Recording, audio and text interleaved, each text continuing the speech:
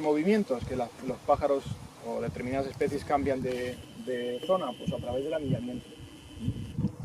Nosotros marcamos ejemplares en una determinada zona y los podemos recuperar o los podemos volver a coger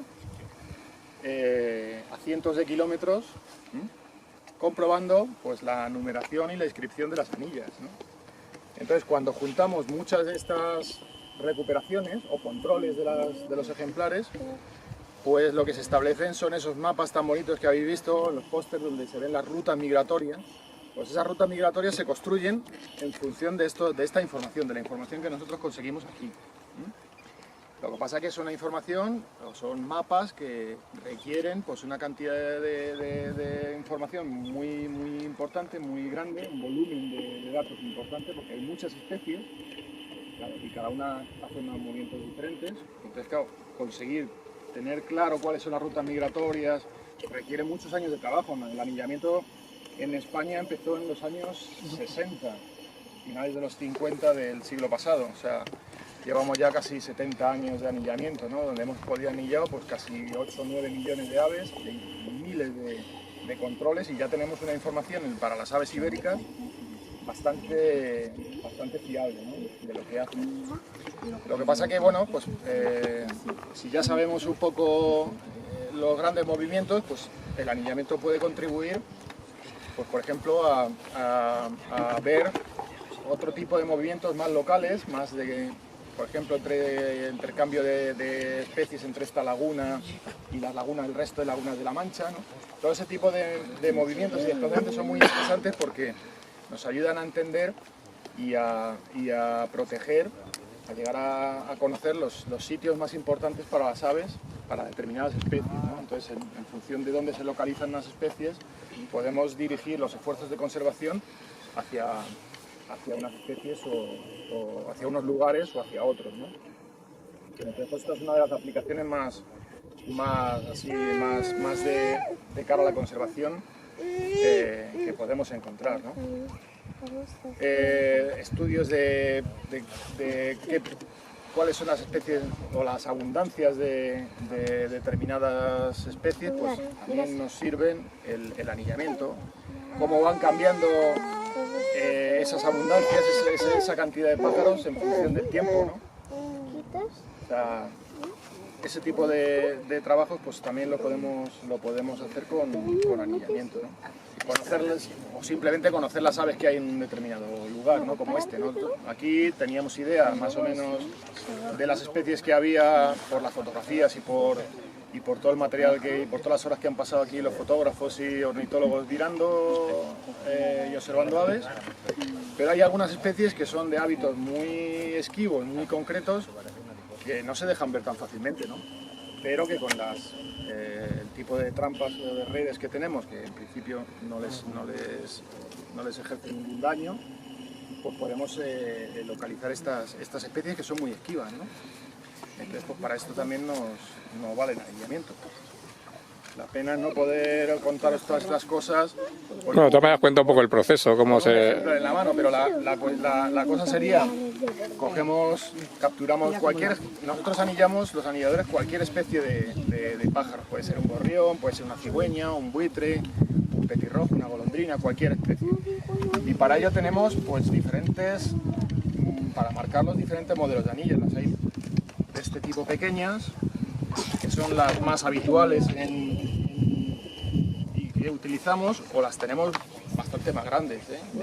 Estas son pues para cernícalos, especies, pues, una urraca, pero las hay todavía más grandes. Aquí algunas.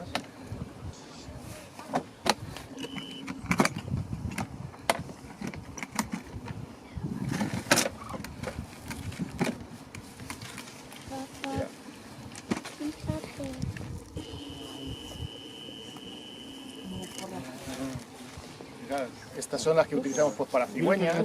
Para la cigüeña, mira. Estas son pues, anillas de lectura a distancia. Así que nosotros le colocamos siempre tiene que ir una anilla oficial, una anilla del ministerio, acompañada de una anilla de lectura a distancia. Entonces esta anilla lo que nos permite es localizar al ejemplar, identificarlo, porque son códigos únicos, ¿veis?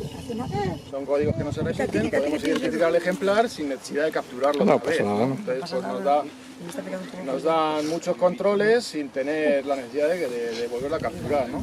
¿Y aquí en esta zona, aparte de anillamientos, también habéis hecho recuperaciones? Aquí, mira, hoy mismo hemos capturado uno, hemos recapturado uno que estaba ya anillado. Lo que pasa que lo habíamos anillado nosotros en el mes de agosto. Claro, pero eso quiere decir que no se ha ido. Que... Eso quiere decir que ha estado aquí todo este periodo, todo Claro, este tiempo. también os da información. Claro, ¿no? pero podría ser un pájaro que viniese de cualquier parte Claro. del mundo. Y entonces hay muchos biólogos repartidos por... Bueno, muchos... no, bueno, no tanto, ¿no? Para que te hagas una idea, Me gustaría mira, que hubiera muchos, ¿no? en España no biólogos, porque hay algunos anilladores que no son biólogos. Pero hay unos 650, 700 más o menos anilladores que se estén- dedican, o que nos dedicamos a marcar aves. Y para el ministerio, trabajando para el ministerio. No. No No, siempre. el anillamiento es, en principio es una actividad que es voluntaria. Ah, sí. O sea, no tenemos remuneración. Pero entonces los directa. códigos y demás... A nosotros nos dan los códigos, Ah, que te dan el material, nos dan claro. el material. Nosotros tenemos, no lo he dicho, pero para desarrollar la actividad pues tienes que tener una serie de permisos. Permisos, en este caso pues tengo de la Comunidad de Madrid, de Castilla-León, de Castilla-La Mancha, o sea, por comunidades tenemos que tener un permiso de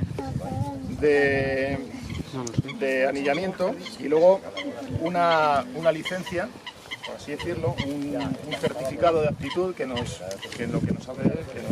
capacita como anilladores, ¿sabes? Y esto nos lo da también el Ministerio, nos lo da. O sea, es un proceso bastante largo de formación de los anilladores, ¿sabes? Durante un periodo bastante largo adquieres la condición de anillador, pero luego tienes que pasar un examen, o sea, 2 exámenes, uno teórico, uno práctico, y tener una cantidad, un bagaje de tiempo de formación bastante importante, ¿sabes? Pero es una actividad que en principio no está remunerada, simplemente... Sin ánimo de lucro, ¿no? Sin ánimo de lucro, totalmente. Normalmente lo que hacemos los anilladores es siempre dirigir nuestro trabajo a aspectos de la biología que no están estudiados. O sea, yo hago determinados estudios o marco pájaros para sacar una información que me permita luego hacer unos estudios, publicarlos, ¿sabes? O sea, ese tipo de cosas, ¿no? Claro, sí, de alguna manera tienes un interés. Claro, yo tengo un interés en marcar pájaros y en gastar el dinero tiempo y tu el dinero, tiempo claro. en estudiar aspectos que no se conocen, ¿sabes? Claro, sí, al final es para el bien de todos, pero que también es... Claro, luego yo al final, claro, yo todo el esfuerzo que hago luego digamos que es compartido, porque la base del ministerio es una base pública, o sea, cualquiera de vosotros podría consultarla. Es una base pública, o sea, nosotros entregamos los datos y eso es una base pública, ¿no? Que cualquiera la puede consultar. Y entonces, pues nada, nosotros tendríamos al ejemplar, habríamos capturado algún pájaro con estos alicates especiales, pues cogeríamos una anilla y nada, pues se la aplicaríamos en la pata, iríamos anotando en cada una de estas casillas pues los números de anilla y la especie a la que le colocamos. Eso sería lo básico.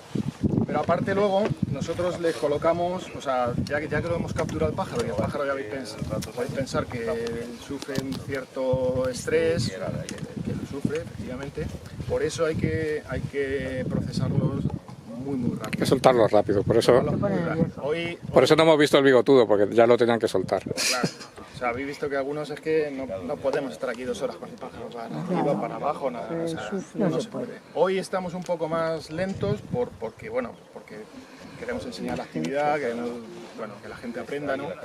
Y entonces pues estamos un poco más entretenidos haciendo las fotos, en fin. Los que habéis estado un poco a primera de la mañana habéis visto cómo funciona. Entonces lo que pretendemos es eso, que al pájaro lo capturamos, lo marcamos y lo que queremos es que se vaya exactamente igual que cuando antes de cogerlo perfectamente, ¿no? Pero ya que lo manipulamos, pues intentamos sacar una información mínima, ¿no? Entonces lo que vamos a hacer es tomar una serie de medidas con estas reglas, la medimos el ala, le medimos una serie de plumas, tomamos el peso con una báscula, tomamos las medidas de las patas, bueno, pues son una serie de medidas que luego nos van a permitir pues utilizar esta información para hacer estudios, ¿no? Un poquito más detallados del tamaño que tienen, de los desplazamientos, de la capacidad, la grasa también medimos, el músculo, el peso, en fin. Y toda esta información pues es una información que podemos utilizar para estudios un poquito ya más en detenimiento. Y bueno, pues básicamente es esto. Lo único que pues para la actividad pues hay que saberse bien todas las especies, no hay que... La condición indispensable del anillamiento es que si no sabes lo que es, no se puede anillar. Cualquier especie, cualquier ejemplar que no sepamos lo que es, se tiene que ir sin anillar. Solo podemos anillar ejemplares que conozcamos perfectamente. Normalmente, bueno, tenemos mucha experiencia y ya sabemos lo que es, pero si tenemos alguna duda, pues consultaríamos las guías de campo, por ejemplo, que tenemos, que esto es material indispensable que siempre tienen que ir con nosotros porque es un material de referencia, de consulta que nosotros pues, habitualmente estamos manejando, ¿no? En caso de duda y bueno, pues básicamente es eso. Ahora ya, con los pájaros que hemos anillado o sea, hoy, lo que podemos esperar es a ver si tenemos suerte y nos los recuperan en cualquier otra laguna o algunos de esos. Por ejemplo, hemos cogido un petirrojo, que todos sabéis cómo son los petirrojos. Ese petirrojo puede venir del centro Europa. Es un pájaro que va a pasar aquí el invierno en esta zona, en La Guardia. Y es un pájaro que puede venir de Alemania, puede venir de Suecia, puede venir de cualquier sitio, ¿no? Y ya está anillado, entonces, bueno, pues estaría bien que nos lo recuperasen cuanto más lejos mejor, ¿no? Estaría bonito, ¿no? Sí, ¿has dicho que esta base de datos abarca el qué? Esta base de datos es una base de datos que es del Ministerio de Medio Ambiente. Pero abarca con más de España. Es lo que se llama la oficina de anillamiento. Normalmente cada país tiene su oficina de anillamiento y todas las oficinas de anillamiento de todos los países, por lo menos de Centro Europa, están comunicadas. ¿Por qué? Porque los pájaros se mueven. Entonces un pájaro con una anilla francesa o alemana o tal, puede recalar aquí en España. Puedes encontrar atropellado, lo puedes haber cazado, lo puedes haber controlado en una jornada de anillamiento. Entonces, claro, si yo notifico que he encontrado una especie con una anilla extranjera, nuestra oficina de anillamiento se va a poner en contacto con la oficina de anillamiento extranjera, van a intercambiar la información y me van a devolver a mí los datos de dónde lo marcaron. Así funciona el sistema. De hecho, los fotógrafos muchas veces cuando fotografías con mucho detalle una anilla, si se puede leer, puedes en una base de datos o mandarlo a determinadas direcciones de correo para que te digan la trazabilidad. Yo, por ejemplo, en Madrid-Río, el año pasado, fotografié una gaviota que resulta que había estado en Bélgica. Y se puede saber el recorrido que ha hecho esa gaviota las veces que se le haya localizado la anilla, y se puede saber los movimientos migratorios que ha hecho, por ejemplo. ¿Cada cuánto tiempo como mínimo es conveniente hacer este anillamiento en la misma zona? Pues depende del tipo de estudio que hagas. Podríamos estar a diario. Sí, claro. Si tuviésemos financiación, pues podríamos hacer muestreos a diario. Normalmente, pues nosotros lo hacemos un poco pues cuando tenemos tiempo libre o cuando pues algún fin de semana. O si es parte de tu trabajo, yo me paso todo el año capturando pájaros, marcándolos y haciendo seguimiento, claro, es mi trabajo. Cuando hacemos actividades así más de cara al público en general, pues día de las aves, cronológicamente cuanta más información obtengas, pues claro, muchísimo mejor, ¿no? O sea que, y básicamente es lo que hacemos. Lo que pasa que esta actividad lo que tiene es que depende de cómo se... depende de que quieran participar ellos o no. Entonces, mira, hoy ha sido 17, pero hemos venido otro par de días en agosto. Un día fueron 35 y otro casi 100. 70, casi 100. 80, sí. O sea, para que veáis que es una...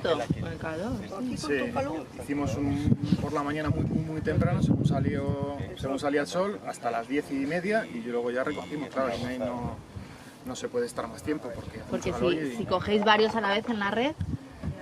Claro, no, Sí, tenemos, caen varios. tenemos muchos... Sí, a veces que También caen... que tenéis que cogerlos a la vez o pueden estar en la red o hay que hay que sacarlos, no pueden estar ahí. Claro, ¿no? claro. No, los pájaros tienen... Hay Si que... te caen muchísimos de repente, pues claro, tienes que quitarlos ahí súper rápido. Hay que procesarlo rápido, entonces. Procesarlo rápido, ¿sabes? Por eso tienes que ser la gente... Por eso tampoco hemos puesto muchas redes, solo hemos puesto 4, para que sea una cosa... Funcionarios que Claro, lo estéis, suyo es que claro. venga más de una persona, porque uno solo, si te caen 20 pájaros, dime tú qué haces. Claro. Entonces ese es un poco el que normalmente pues en función de las previsiones que pues ahora en esta época hay muchos pájaros, pues te quedas con más anilladores y haces una jornada conjunta y vienes preparado, ¿no? Y bueno, ¿Dónde se vais? ¿Sabes? eso es un poco... Con mucha... La pena es que no poderlo contar con... Bueno, no pasa nada. Como vamos a repetir, Bueno, seguro que en otra ocasión claro. veremos a uno. ¿Verdad? Bueno, todavía